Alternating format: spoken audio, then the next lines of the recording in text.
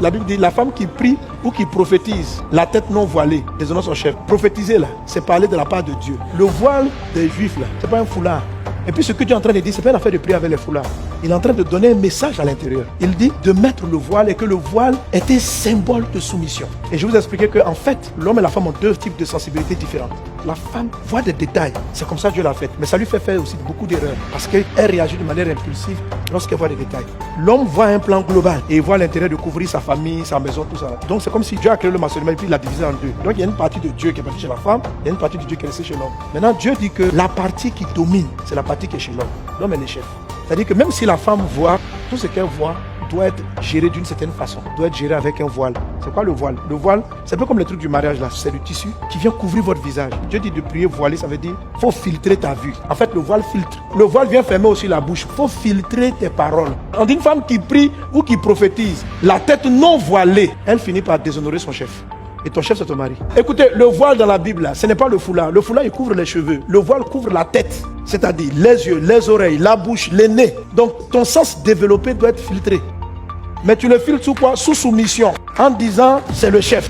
Donc, je parle comme à mon chef. Tu vas voir que ton discernement, là, va sauver ton foyer. C'est-à-dire que même si tu as raison, il y a une manière. Sinon, en temps normal, l'intuition de la femme est très développée pour connaître la paix du couple, pour savoir ce qui est bien pour votre foyer. Mais comme elle parle, elle prophétise, la bouche, les yeux non voilés, le monsieur se sent déshonoré et ça lui fait réagir d'une autre manière. Et à la fin, toute la famille est troublée, l'argent est perdu, vous deux vous êtes dans l'embrouillement parce que personne n'a joué son rôle. Est-ce qu'on est ensemble? Donc madame, demande pardon parce que ta bouche est toujours dévoilée, tes yeux sont dévoilés. Et monsieur, rabaisse-toi. Dis chérie, quand tu m'avais dit que tu ne sentais pas cette affaire-là, je ne t'ai pas écouté, mais franchement, ça ne va pas bien. Et puis vous vous mettez ensemble et vous priez. Vous allez voir que la paix va revenir. Donc madame, ne cherche pas à gagner la bataille. Ne cherche pas à dire que dans la maison, là, c'est toi qui as raison. Laisse ça tomber. Si vous êtes ensemble, vous allez réussir. Mais si chacun veut démontrer que c'est lui qui est le fort dans le film, vous allez tout perdre. Bon, je veux rappeler aussi que ça ne veut pas dire que tout ce que la femme voit, elle a raison. Parce qu'elle a une réaction par rapport aux choses qu'elle voit. Il faut faire très attention. C'est pourquoi Dieu parle du voile de soumission. Eve a vu que le fruit était agréable à voir et bon à manger et utile pour donner l'intelligence. Ça, c'est son discernement. Elle a regardé seulement. Mais Dieu dit, tu dois mettre la marque de soumission. C'est-à-dire, il ne faut pas regarder ce que tes yeux te disent.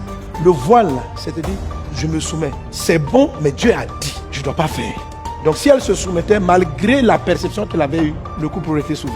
Mais elle ne s'est pas soumise. La femme doit mettre le voile qui marque la soumission. C'est-à-dire, ton discernement peut être très juste, mais tu n'as pas forcément le timing de la réalisation. Le timing est chez l'homme. Le bon moment pour faire ce que tu as vu là, ce n'est pas chez la femme, c'est chez l'homme. Est-ce qu'on est ensemble?